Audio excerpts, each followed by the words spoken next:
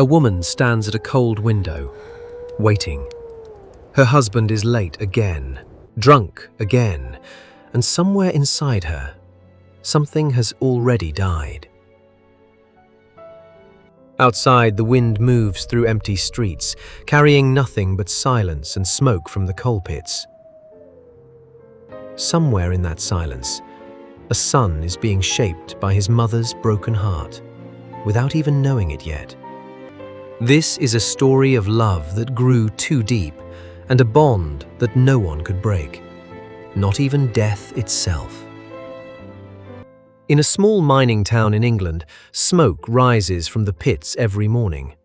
The men go down into darkness. The women wait above, in small houses, with small hopes. Gertrude Morel is one of these women. She married for love, or so she thought. Her husband Walter was strong, handsome, he danced well, he laughed loud.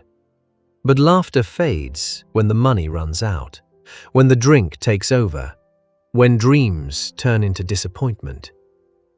"You promised me a different life," Gertrude whispers one night. Walter doesn't answer. He never does. He just walks out, into the dark street, toward the pub. She is left alone, again. But she is not truly alone. She has her children, and one child will change everything. His name is Paul. From the moment he is born, something is different. Gertrude looks into his eyes and pours into him all the love she cannot give her husband, all her hope, all her ambition, all her heart. "You will not end up like your father," she tells him again and again as he grows. Paul believes her. He wants to be more. He wants to paint. He wants to dream. And most of all, he wants to make his mother proud. But love, when it grows too deep, can become a chain. As Paul grows into a young man, the town begins to whisper. They say the boy is tied too close to his mother's apron strings. They say he cannot look at another woman without her shadow falling between them. Nobody knows this better than Miriam. Miriam is soft-spoken, thoughtful. She loves books and flowers and long walks through the fields with Paul. She loves Paul. But every time she gets close, every time their hands almost touch, Paul pulls back. Because somewhere, far away, in a small kitchen, his mother is watching, waiting, wanting him home. "Why can't you just be happy for me?" Paul asks his mother one evening. Gertrude's eyes grow cold. "I only want what's best for you," she says. But her idea of best always seems to lead back to her own doorstep. Paul walks away that night, torn in two directions. One path leads to Miriam and the soft, quiet love she offers. The other path leads home, to his mother, and the only love he has ever fully trusted.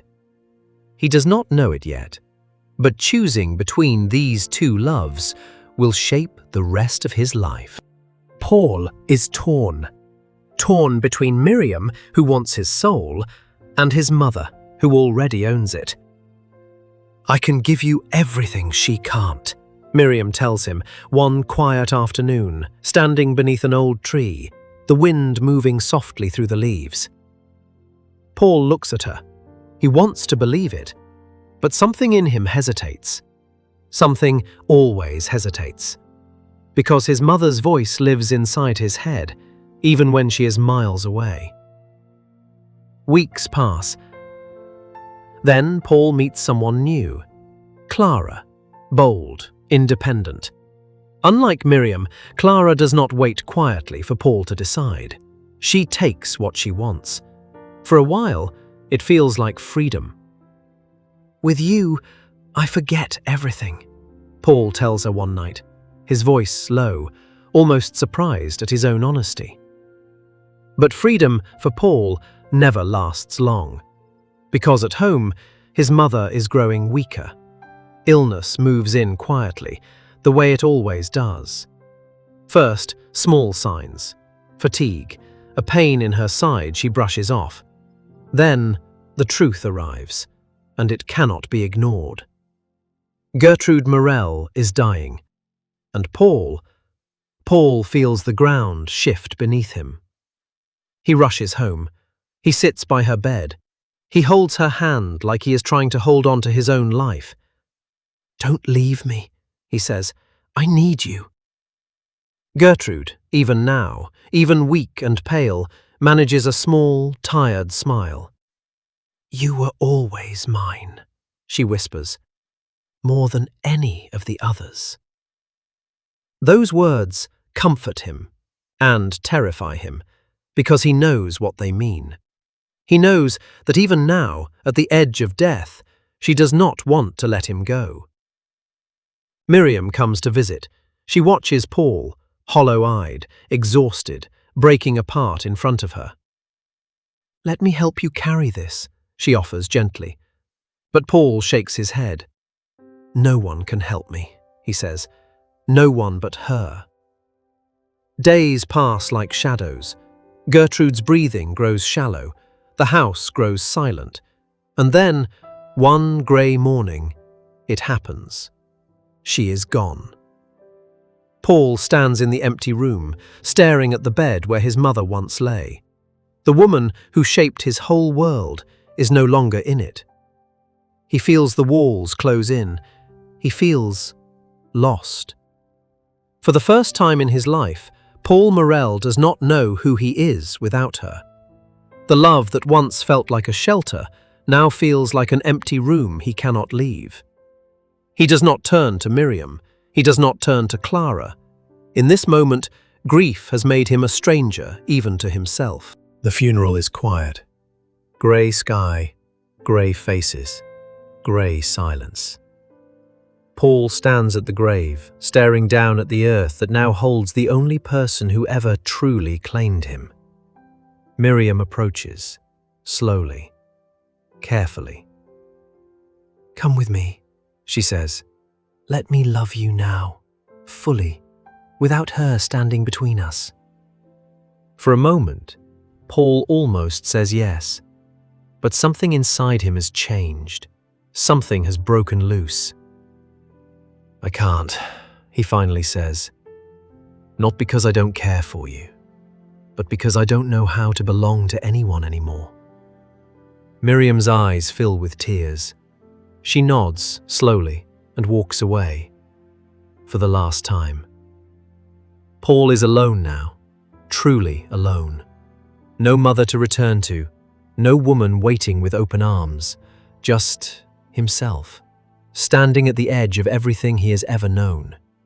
He wanders through the town at night, the same streets his mother once wandered, worried, waiting for a husband who never truly loved her the way she needed.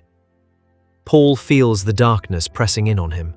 For a moment, it feels like it might swallow him whole. He could give up. He could disappear into that darkness, the way so much of his family's pain has disappeared into silence before. But then, he remembers her voice. "You will not end up like your father," she once told him. And somewhere, deep inside the grief, a small spark remains. A will to live. A will to walk forward, even without her hand to hold. Paul turns away from the darkness. He looks toward the town, toward the faint glow of light in the distance, and he begins to walk. Not backward into the past, where his mother's love once held him so tightly, but forward, into a future he must now build alone. It is not a happy ending. It is not a sad one either. It is simply a beginning. A boy who was loved too much, finally learning to love himself enough to keep going. That is where his story leaves him, walking toward the light, uncertain but alive. Love that holds too tightly can become a cage, even when it is called by the name of love. And sometimes, the hardest journey we ever take is the one that leads us back to ourselves. If this story moved you, If it made you feel something deep inside, then don't scroll away just yet. Hit that subscribe button, tap the like icon, and join us for more powerful stories like this one. Because every story deserves to be heard. See you in the next one.